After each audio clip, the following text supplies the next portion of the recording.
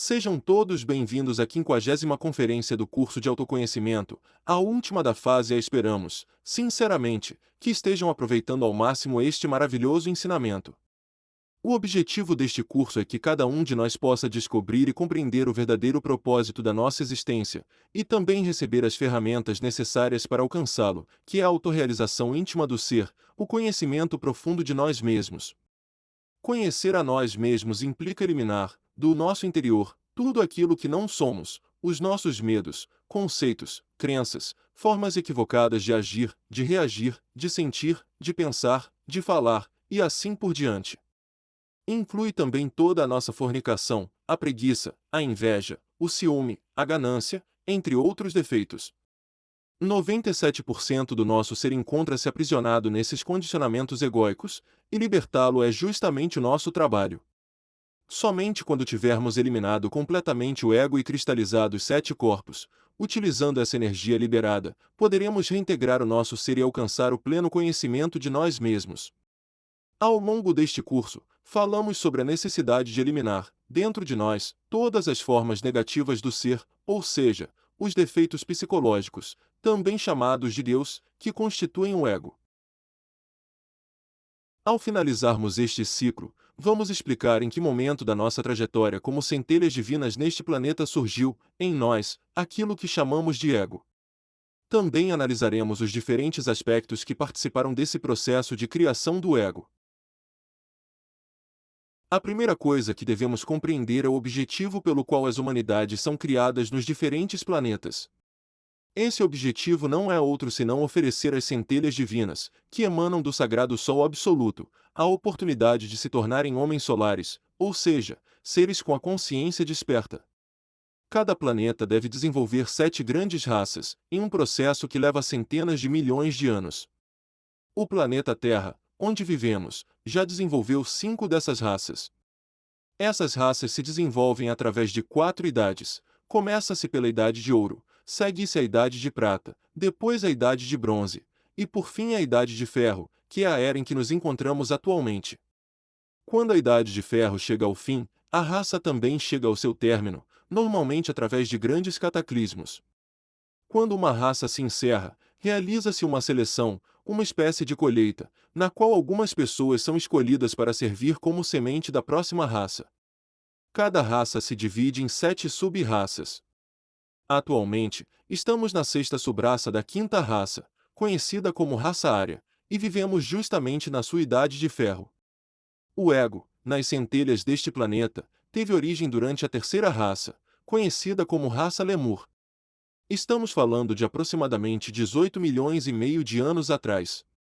Antes da raça Lemur, existiram 2 outras raças neste planeta. A primeira foi a raça polar, também chamada de protoplasmática, e a segunda, a raça hiperbórea. Até esse momento, os seres eram andrógenos, ou seja, possuíam características femininas e masculinas ao mesmo tempo. Seus órgãos sexuais eram internos. Já os primeiros seres da 3ª raça, a raça Lemur, eram hermafroditas, ou seja, reuniam em um mesmo corpo o masculino e o feminino, e seus órgãos sexuais eram externos. Nesse estágio da evolução, o sexo compartilhado tornou-se necessário para que a humanidade tivesse a oportunidade de alcançar o nível dos deuses. A humanidade já estava preparada para esse processo, e foi então que começou a ocorrer a separação dos sexos. Assim, a humanidade foi dividida em homens e mulheres, simbolicamente representados como Adões e Evas.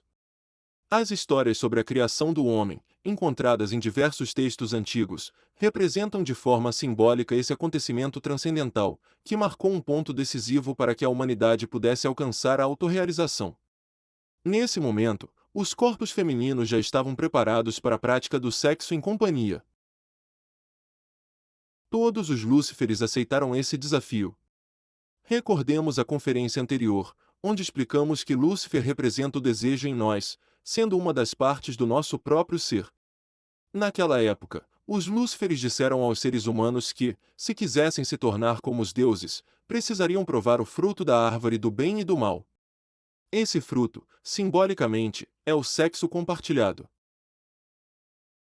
Para isso, foram designados gurus ou mestres, responsáveis por orientar os casais nas práticas sexuais. Todos os casais deveriam ir ao templo, durante a lua de mel, para realizar o ato sexual. O sexo, naquele tempo, era um ritual sagrado, praticado exclusivamente no templo e com dois propósitos bem definidos. O primeiro era a reprodução da espécie, realizada sem a necessidade de derramar o sêmen.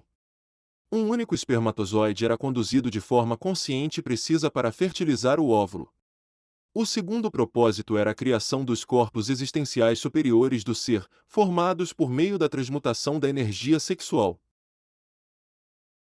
Dessa forma, para avançar no processo que os levaria a um nível mais elevado de consciência, cada centelha deveria trabalhar com duas árvores: a árvore da vida, representada pelo sexo, e a árvore do bem e do mal, associada à sabedoria necessária para a autorrealização. A árvore da vida conduziria, por meio do sexo, ao nascimento espiritual, permitindo o desenvolvimento interno da árvore sefirótica, formada pelas diversas partes do ser. Já a árvore do bem e do mal levaria à experiência do ego, possibilitando extrair dele a sabedoria sobre o bem e o mal, e assim, essas consciências liberadas poderiam servir como matéria-prima para a criação. Essas duas árvores possuem raízes em comum, ou seja, compartilham a mesma origem. Ambas estão dentro de nós, e suas raízes se encontram no centro sexual. A partir desse centro, desenvolve-se para cima a árvore da vida, enquanto para baixo se desenvolve a árvore do bem e do mal. No entanto, na ausência do ego, isto é, sem a experimentação direta do bem e do mal, o desenvolvimento da sabedoria era lento e limitado. Nessas circunstâncias, ocorreu um evento cósmico que acelerou o processo evolutivo da humanidade. Naquela época, o planeta Terra passou por uma grande catástrofe natural. O cometa Condor colidiu com a Terra. Como resultado desse choque, a crosta terrestre foi desestabilizada, o que tornou impossível a subsistência da raça, provocando grandes calamidades, como inundações, terremotos e maremotos. Para restaurar o equilíbrio do planeta, foi enviada à Terra uma comitiva sagrada, coordenada pelos arquifísicos e arquiquímicos Loisos e Sakaki, com a missão de resolver esse problema. A solução encontrada por essa comitiva foi implantar em todos os seres humanos o chamado órgão condartiguador, que teria a função de estabilizar a crosta terrestre. Esse órgão era, literalmente, uma cauda, cuja função era transmitir a energia cósmica, fazendo-a passar pelo microcosmo humano até o planeta. Essa cauda condensava de forma invertida a energia que o corpo humano recebia diariamente, tornando-a mais densa, e ao transmiti-la ao planeta, contribuía para sua estabilização. É importante destacar que essa experiência já havia sido realizada em outros planetas do universo, e que também servia para determinar o nível de sabedoria de cada mundo. O tempo durante o qual essa cauda permanecia na humanidade definia o grau de maldade que a árvore da sabedoria poderia condensar. Assim, naquela época, foi estabelecido que o grau de sabedoria para este planeta seria 4, ou seja, um mundo onde os seres poderiam alcançar o nível de Cristos ou mestres, um nível bastante elevado de desenvolvimento. Para atingir esse objetivo, o órgão condartiguador permaneceu ativo por 3 dias e meio a mais. Esses dias não correspondem a dias físicos de 24 horas, mas sim a dias esotéricos, relacionados aos níveis de consciência. Na prática, isso representou um período muito longo, possivelmente de centenas ou até milhares de anos, até que as centelhas atingissem o nível estabelecido. Com isso, também se definiu o nível do mal dentro da árvore da sabedoria, que se estende em nós desde o centro sexual para baixo. Como consequência energética da presença do condartiguador, formou-se no planeta uma espécie de maré astral, uma onda luxuriosa, que acabou desequilibrando os seres humanos. Esse desequilíbrio levou muitos a praticarem o sexo fora do templo. Já não esperavam mais o momento adequado para se dirigirem ao templo, e passaram a realizar essas práticas em suas próprias casas, sem a orientação dos gurus. O aumento do desejo sexual, provocado por essa onda luxuriosa, somado à ausência de orientação dos mestres, levou os seres humanos a sucumbirem ao desejo. Assim, passaram a agir com má vontade, caindo na fornicação, ou seja, desperdiçando a energia criadora sexual fora da ânfora. Até então, as centelhas viviam no paraíso, que corresponde a níveis superiores de consciência. No entanto, ao expulsarem a energia sexual do próprio corpo, esses níveis de consciência foram diminuindo, e como consequência, ocorreu aquilo que simbolicamente chamamos de expulsão do paraíso ou a queda do homem. Nesse momento, ocorreu a queda do ser humano dos níveis superiores de consciência em que se encontrava. O princípio causal, mental, astral, vital e físico entrou em queda, e assim surgiu a segunda natureza, a natureza egóica, nos habitantes do planeta. Até então, as centelhas eram inocentes, não conheciam o mal. Além disso, o órgão condartiguador havia permanecido por um período maior, justamente para que essas chispas alcançassem o ponto necessário dentro do processo. Com isso, 97% da nossa essência ficou aprisionada nas diversas formas negativas de ser, que passaram a se criar e se multiplicar rapidamente, à medida que a energia sexual continuava sendo derramada. Com o tempo, o ser humano tornou-se profundamente perverso, hipnotizado e fascinado pelo mal, a ponto de perder o interesse pela autorrealização do ser. A consciência acabou adormecendo completamente, as faculdades foram sendo perdidas, e pouco a pouco o propósito da existência foi sendo esquecido. Assim, começou a surgir um vazio interior, fruto da desconexão com o próprio ser. Diante disso, alguns chegaram inclusive a cometer suicídio, pois já não viam sentido em existir. Diante dessa situação, a comitiva sagrada retornou ao planeta Terra para retirar o órgão condartiguador, já que seus objetivos haviam sido alcançados, estabilizar o planeta e estabelecer o nível de mal necessário. Esse nível de mal corresponde ao ego indispensável para que, a partir dele, pudesse ser extraída a sabedoria capaz de transformar as centelhas em mestres. A cauda foi então removida fisicamente, e por isso ainda temos, na base da coluna vertebral, o osso cóccix, como um vestígio desse antigo órgão. No entanto, no plano astral, essa cauda permaneceu. É ali que se encontram as nossas infradimensões, onde está condensado todo o nosso ego, juntamente com as partículas da essência que nele ficaram presas. Através do desdobramento astral, é possível comprovar essa realidade. E quanto mais perverso se torna o ser humano, mais essa cauda cresce, tornando-se mais longa e mais espessa. É por isso que, simbolicamente, os demônios são representados com cauda. Embora a cauda tenha sido removida no plano físico, o planeta permaneceu mergulhado no mais profundo materialismo. A humanidade se esqueceu do espiritual e passou a se fascinar pelo materialismo, pelo prazer e pela dor. O ser humano se acostumou com a fornicação, encantando-se com o prazer proporcionado pelo orgasmo e pela ejaculação. E até hoje, muitos preferem viver como animais, em vez de realizar o trabalho consciente de autorrealização. Observamos que, quando alguém toma conhecimento do autoconhecimento, da necessidade de negar o desejo e de evitar o derramamento da energia criadora sexual para sair do estado de inconsciência, geralmente se recusa a fazê-lo. Preferem permanecer no materialismo, ou se apoiar em crenças e religiões, apenas para evitar o esforço de negar a si mesmos e abrir mão do prazer de derramar suas energias fora da ânfora. A fornicação coletiva foi simbolicamente chamada de dilúvio universal. Isso porque, a partir daquele momento, passou a chover dentro de nós continuamente, ou seja, seguimos abusando e desperdiçando nossas energias sexuais. Como consequência, a mente humana tornou-se cada vez mais animalesca, dominada pelo desejo. Ao continuarmos fornicando, todas as nossas formas animalescas de ser, ou seja, os diversos eus, foram sendo criadas dentro de nós. E todos esses defeitos foram levados, simbolicamente, em pares para a Arca de Noé, que representa a nossa envoltura seminal. Disse que foram levados em pares porque todos os defeitos psicológicos são duais, possuem um aspecto positivo e outro negativo. Por isso, é necessário extrair a sabedoria de ambos, do bem e do mal. Tudo isso ocorreu para que, no momento em que decidirmos nos regenerar, possamos encontrar dentro de nós mesmos a matéria-prima necessária para o trabalho interior, utilizando a energia criadora do Espírito Santo.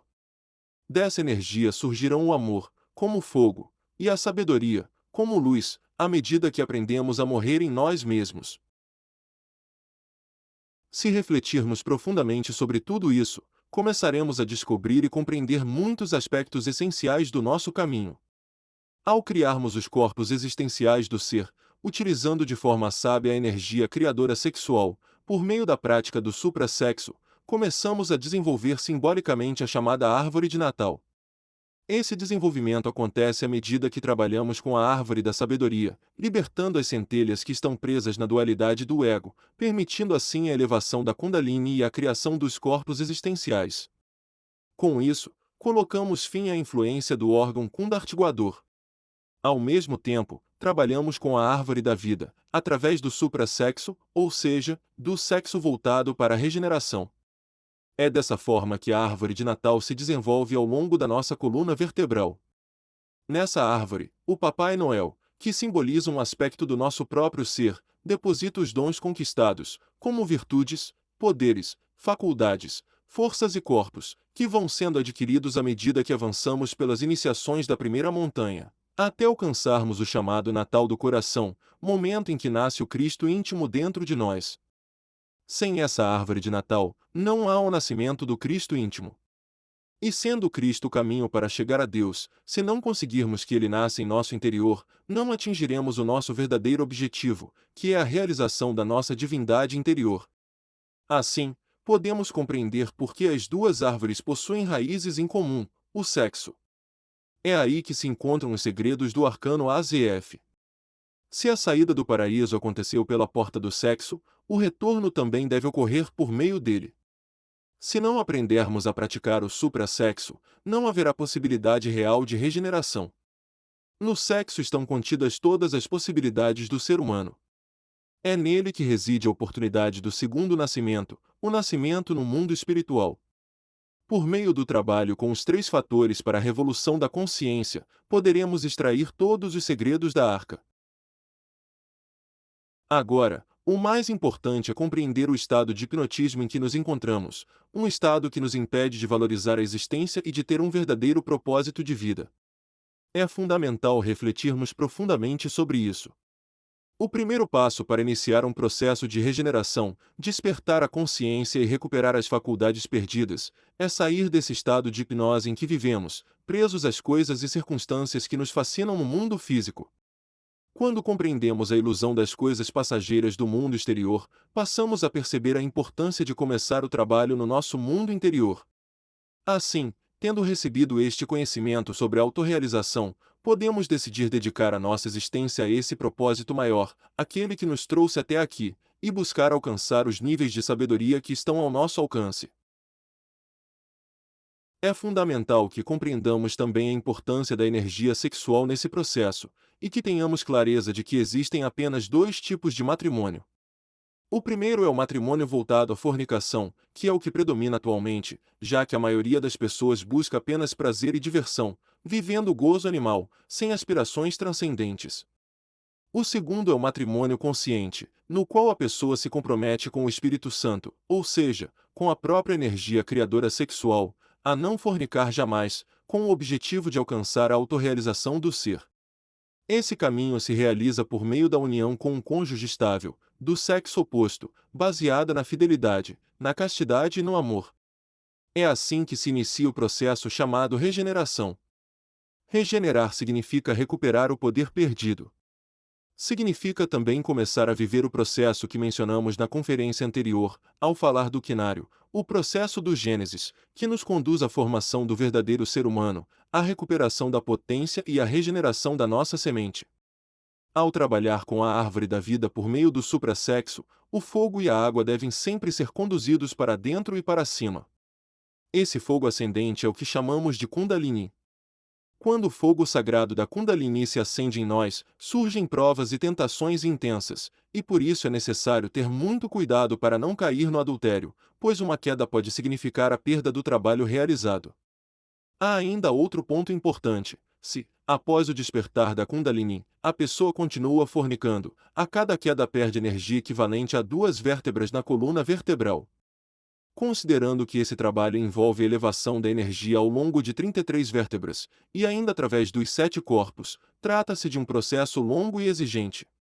São necessárias aproximadamente 24 práticas corretas para recuperar a energia perdida em apenas uma queda. Por isso, é essencial compreender profundamente a importância de viver a sexualidade com fidelidade, castidade e amor. Devemos ter isso muito claro.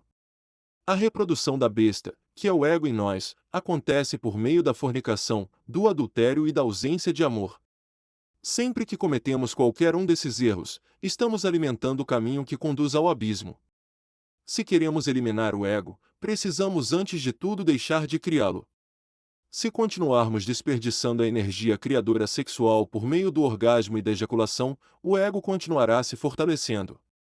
Por isso, é necessário iniciar um trabalho sério contra a fornicação, pois é ela que, no plano físico, consome toda a energia que o corpo consegue acumular. Devemos lembrar também que, quanto maior o conhecimento, maior a responsabilidade. Quando uma pessoa recebe esse conhecimento, precisa tomar uma decisão. Diante do poder da energia sexual, a escolha se resume a dois caminhos: tornar-se anjo ou tornar-se demônio. Se, compreendendo esse poder, decidimos conservar a energia e levá-la pela coluna através do suprassexo, avançamos no caminho que conduz ao estado angélico. Todos os anjos, em suas diferentes hierarquias, nasceram através do uso correto do sexo. Por outro lado, se, mesmo conhecendo esse poder, continuamos a desperdiçar essa energia, presos ao prazer do orgasmo e da ejaculação, seguimos aprofundando a perversidade e adormecendo cada vez mais a consciência, até nos tornarmos demônios. Existem apenas essas duas direções: ou avançamos, ou retrocedemos. O conhecimento sempre implicou responsabilidade. Uma vez que sabemos, nossas escolhas passam a ser conscientes. Esta conferência, sendo a última da primeira fase do curso, pode parecer densa ou até difícil de compreender em sua totalidade. Por isso, o convite à reflexão, a pedir ao próprio ser luz e clareza sobre o caminho que conduz à autorrealização, e a investigar profundamente se esse caminho realmente passa pelo uso consciente da energia sexual. Para isso, temos ferramentas valiosas, como a meditação, o desdobramento astral e a autoobservação. O convite permanece o mesmo de sempre: praticar, investigar e comprovar por si mesmo, até alcançar o próprio conhecimento interior. Com este tema, concluímos a fase A deste maravilhoso curso de autoconhecimento. Todas as conferências permanecerão disponíveis neste canal, caso desejem revisá-las. Também podem entrar em contato conosco para esclarecer qualquer dúvida. Em breve, daremos início a um novo ciclo, com 25 conferências correspondentes à segunda fase do curso. Agradecemos profundamente a todos que nos acompanharam até aqui. Desejamos a cada um muita força, constância e ânimo para continuar no trabalho interior.